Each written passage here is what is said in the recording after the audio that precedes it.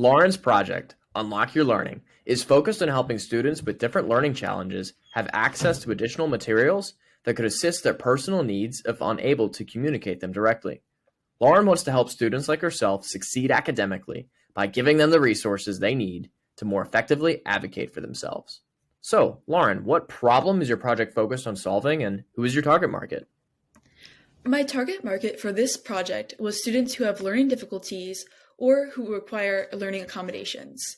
The initial problem that was focused on was students who require individual learning accommodations are not always able to communicate their specialized needs to various adults and aren't always being accommodated in order for them to maximize their learning. And how did you actually discover this problem? What did you come across? What is that story?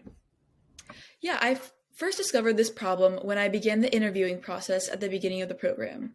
A lot of my peers at school, including myself, struggle with these various learning challenges.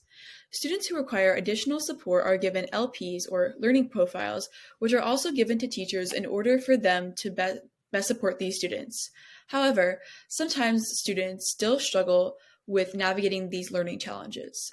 Not every student is provided with accommodations by every teacher, and it could leave them in an uncomfortable situation. And what actually inspired you to work on solving this problem? I was inspired to work on this problem because I am a student who has experienced this struggle firsthand. I wanted to put an end to that uncomfortable feeling of not being able to advocate for myself and ask for help when I really needed it. I didn't know that I had ADHD until the middle of my 8th grade year, and once I found out, everything changed. By experiencing these kinds of issues personally, I would have wished that there was someone out there looking to solve this problem sooner. Interesting. Yeah, that takes a lot of empathy for yourself and for others to not be afraid to dive into that. So kudos to you.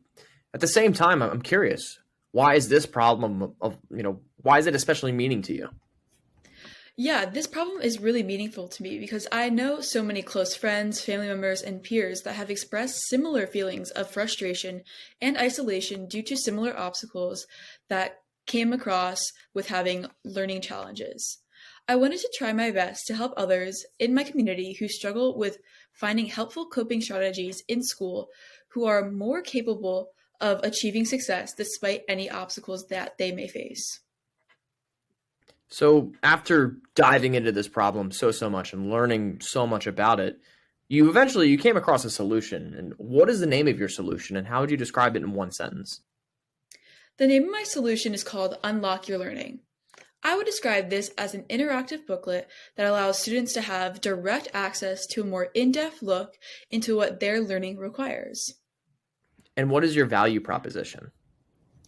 My value proposition is for students with learning difficulties who require individual learning accommodations are not always able to communicate their specialized needs to various adults. Unlock Your Learning is an interactive booklet that provides additional information and several different ways to navigate specific learning challenges for different students.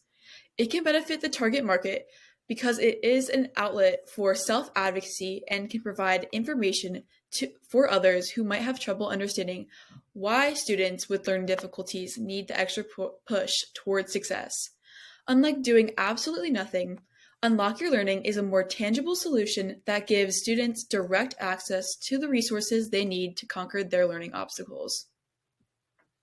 Interesting. And you definitely used a ton of the innovation process to come to this solution, this working solution that you have right now.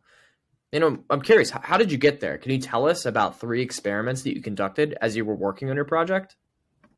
Yeah, in my first experiment, I was trying to test different mindfulness exercises with my friend who has ADHD to see how she would respond to different things.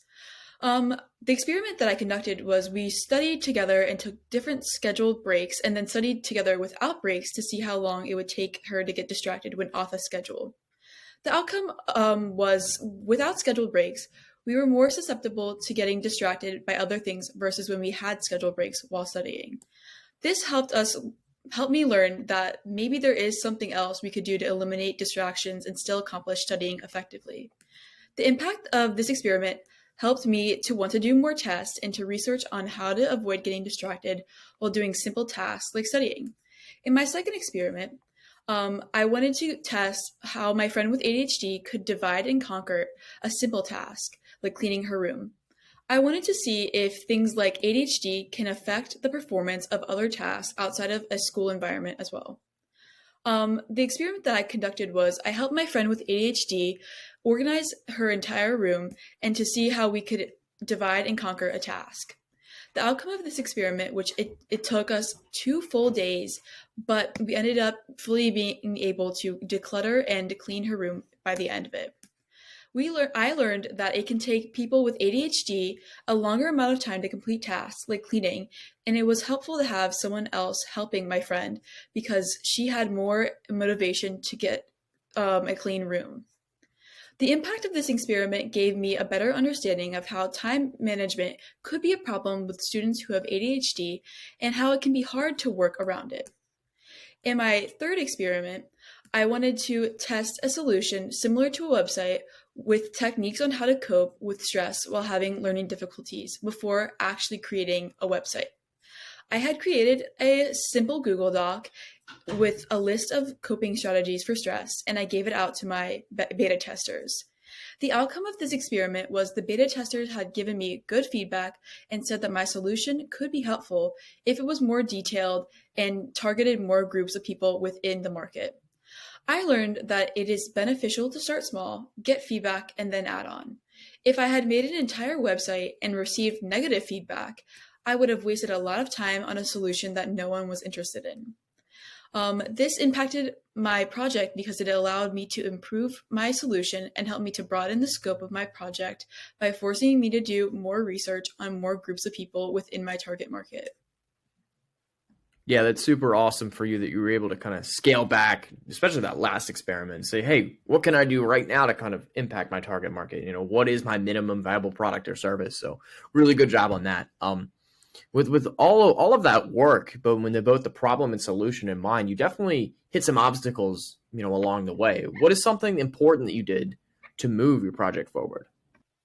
Yeah, something important that I did to move my project forward was to reach out to more beta testers to gain more knowledge for what I needed to improve on earlier models before putting so much time and effort into an unwanted solution. I was able to apply my learnings from my beta testers and converted them into future experiments because I was able to have a better scope of my audience and what they really wanted out of a solution for their problem. Got you. In that same vein of obstacles, what is a challenge that you faced while working on your project, and how did you go about solving it? How did you solve it? Yeah, during the process of working on my project, some challenges did arise and created a slight roadblock in the process of developing my solution. After the 2 experiments with my beta testers, I had collected important feedback and done research on possible solutions, but didn't have a finalized solution yet. I originally didn't have a direction on how to effectively apply the information and the feedback that I had collected from my beta testers and implement those findings to a large group of people into a solution at scale. In order to combat this issue, I worked with my advisors and we mapped out everything that I had learned on a whiteboard. This helped me to visually see my thought process, and I was then able to come up with an actual solution by combining all of my thoughts into one place. So now looking a bit forward, what's actually next for your project? What is your plan for moving your project forward in the next few weeks? Yeah, moving forward in the next few weeks, I hope to transform my current version of my project into a more finalized book and diagram that will iteratively introduce to my beta testers until I have a product that's ready for scale. And what did you learn from this entire process that will benefit you in future endeavors? Something valuable that I learned from this project and that I will continue to use to benefit my future endeavors is using the process of design thinking as a resource. The actual process of utilizing design thinking had helped me to switch my outlook on what I had wanted out of this project and had emphasized what was actually important to get out of this entire process. I learned that it's okay to start out small and even go back to the drawing board a couple of times before you get something right the first time. My ideas began to transform as my attitude towards the end goal of my project switched by effectively implementing the use of design thinking. Now looking back all the way to the beginning, what is the top advice that you've given to yourself if you could start this whole process over? Yeah, I would definitely say that the best advice I could give myself is to not be afraid to be told no or to make mistakes. It's okay if something doesn't work out or if someone didn't resonate with your solution the first time.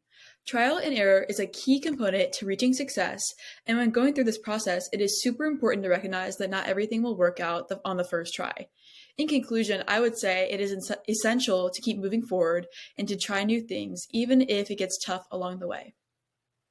Right, and I think you learned definitely that it does get tough along the way, but Lauren, you kept going, and that was super, super awesome and impressive. You were solving such a very specific problem that existed in the world that you were so passionate about because your relation to it with yourself and your friends and everybody that you knew, and also I know that you had some kind of tough conversations with adults and teachers and coaches, all that stuff along the way. So I just, I really commend you for having that courage to continue and to just keep looking forward in your project. And you always found the best opportunities for learning, but also to apply exactly what we were teaching here at the Social Innovators Program. So with that being said, congratulations on graduating from the Social Innovators Program. We're super proud of you. Best of luck with your project going forward. And, just let us know how it goes. Thank you so much.